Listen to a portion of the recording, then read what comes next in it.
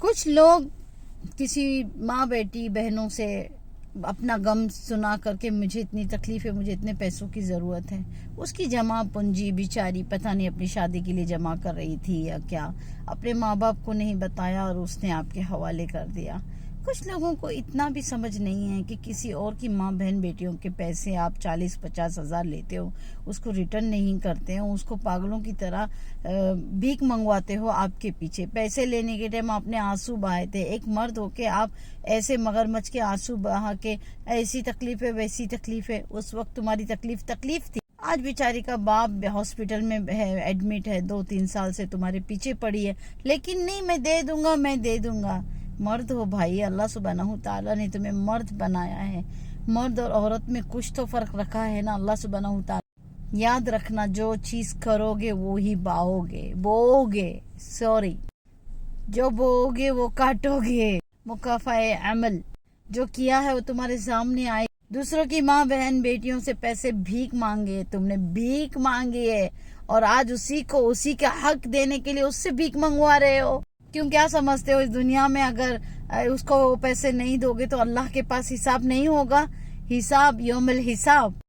اس بیچاری کو پولیس کے چکرے کٹوا رہے ہو، اس بیچاری کو کورٹ میں کیس کرنے پہ مجبور کر رہے، اس کا باپ ہاسپٹل میں تھا بیچاری کا، اس کے پیسے تم اس کے باپ کی زندگی بچانے کے لیے تم ریٹرن نہیں کر پائے۔ یہ سب کہاں جا کے بھگتو گے؟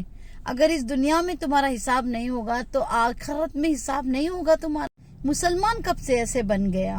مسلمان نے تو کبھی یہ سب نہیں، مسلمان تو اپنا پیٹ کاٹ کے، اپنا پیٹ آدھا پیٹ کھا کے دوسرے غریب کا پیٹ بھرتا ہے۔ کون سے زمانے میں ہم آ گئے کہ عورتوں کی جمع پونجی، بیچاری کی شادی کی جمع پونجی تھی، جب باپ ہاسپٹل میں تھا، بیماری سے جوجھ رہا تھا، اس کی زندگی کے لیے، اسے آپریشن کے لیے پیسے کی ضرورت تھی، تو تم نہیں دے رہے۔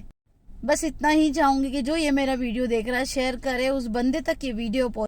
کچھ تو شرم ہونی چاہیے نا، مرد کا لقب کیا ہے، مرد کسے کہتے ہیں؟ ایسے عورتوں کے سامنے رو کے پیسے مانگنا۔ ایک دوست کی خاطر اس نے آپ کو دوست سمجھ کے، ایک بھائی سمجھ کے اس نے آپ کو پیسہ دیا۔ میں 1 ہفتے کے لیے پیسہ لے رہا ہوں، میں تمہارا پیسہ دے دوں گا، میں بہت پریشان ہوں، مجھے بہت ضرورت ہے اس وقت۔ لیکن یاد رکھنا، اس ویڈیو میں 2 لوگوں کو سبق ہے۔ اگر کوئی بھی بندہ تمہارے سامنے آتا ہے، بالکل بھی آپ کے پاس 1 لاکھ درہم ہونے دو، 10 لاکھ درہم ہونے دو، 1 روپیہ کسی کو نہیں دو، اپنا ہی پیسہ دو گی اور اس کے پیچھے تم خود بھکاری کی طرح بھیک مانگو گی۔ اتنا ضرور کہوں گی سسٹر، جیسے اس دن پولیس اسٹیشن میں آپ سے پولیس نے کہا تھا کہ بیٹا بے فکر رہنا، اگر اس نے تمہارا پیسہ اس دنیا میں نہیں دیا، انشاءاللہ رب العالمین کے سامنے حساب ہوگا۔